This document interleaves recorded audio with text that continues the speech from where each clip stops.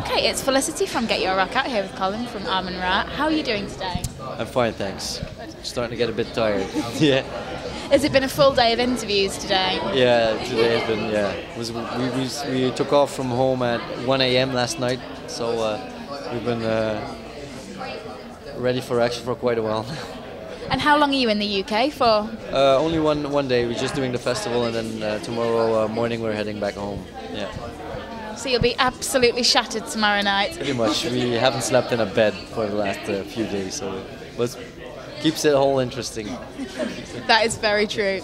And you're headlining Third Stage tonight, which is just going to be fantastic. Are you really looking forward to the gig? Yeah, we really are, because it's probably the biggest concert up until now in the UK for us. We've played some bars and some venues like Underworld and London stuff. So it's really cool for us to be able to stand here and try to leave a trace in the UK. And how do you find the UK audiences? Difficult. Yeah. I mean, everybody's really nice and stuff, but I find it quite hard to, as a foreign band, to get your foot on the ground here, you know. And I think it's probably because there's so much bands around, and it's quite tough competition here. Yeah. That's really rewarding. I'm really looking forward to the show here now. And have you managed to see anybody else today? I saw a small part of Devil Sold His Soul.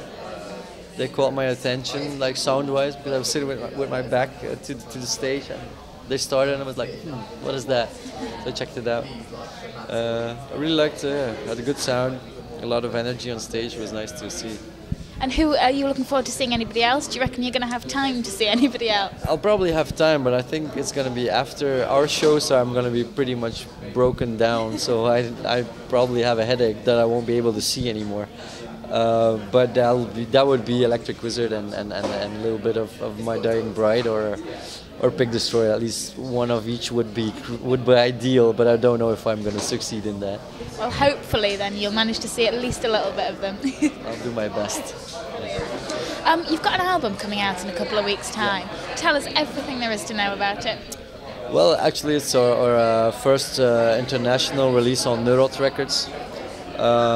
We've been around for quite a while, for 13 years now, but we've always kept it close to home, and we had Belgian labels, etc. release it. We've been touring a lot though, but we always stayed under the radar a bit. But now with Neurot, we get a lot of media attention, and I get the impression that people start to notice us more than it was in the past. The new record, yeah, it's. We recorded with Billy Anderson, who worked together with Neuroses and Ohm and Sleep and bands like that. So he's pretty much he was pretty much an ideal person for us to work with, to try and capture the live sound on CD. And it's probably the heaviest and slowest album you've made up until now. And so for people that haven't heard much of your stuff before, why should they check you out? I don't know. I think what would interest me in seeing us live would be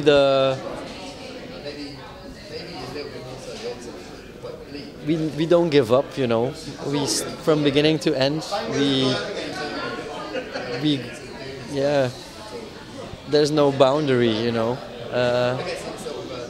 Probably more than whatever band I have seen before. But that's more something you have to see live than something you can explain. So do you definitely think of yourselves as a live band? Yeah, we are. And we have a whole world around us that we kind of create through our artwork and visuals. We use like live projections and visuals. So we kind of build a whole fortress of emotion-based, yeah. It's really more an abstract thing than something that you can explain to someone. It's something you have to see live, and then you'll understand, I guess. And so, what do you think the most important aspect of your live show is?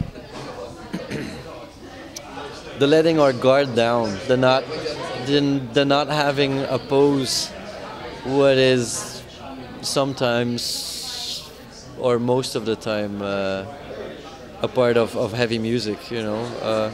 We let our guard down and let people look into what keeps ourselves busy at night, you know. The things that hurt us, that's what we talk about, not necessarily the things that piss us off all the time or whatever. So that makes it more a recognizable thing for someone, because you find a lot of heart in there. Yeah. So do you feel that that helps you to really connect with your fans on a deep level? I think so, and even people who are not into that sort of music recognize the core of the thing that is based on things people endure, everybody encounters throughout a lifetime. You know, loss, the pain of being. You know what I mean? From time to time, just being on your knees and thinking that all is lost. You know, and our music helps us to get on our feet again. And from time to time, people let us know it helped them too, and that's a really rewarding something, you know, because music is really a thankful medium and is quite a healing kind of thing, you know. Yeah. In the next kind of 6 to 12 months, can we expect to see you back in the UK? Have you got any plans for that? Not yet. We've got a lot of touring planned and stuff, but we kind of figured that we play here now in Leeds, so we got a few months where we can stay away, and we'll probably come back here after summer more, or end of summer maybe. But now we'll focus on Belgium too, and the surrounding countries, and then do European tours, but mostly like direction south, and yeah. Well, we will look forward to seeing a lot more of you over the next year or two. Thank you so much for taking the time out to talk to us, and we will look forward to seeing you very soon. Thank you. Wonderful. You have a wonderful show. Thank you. Thank you.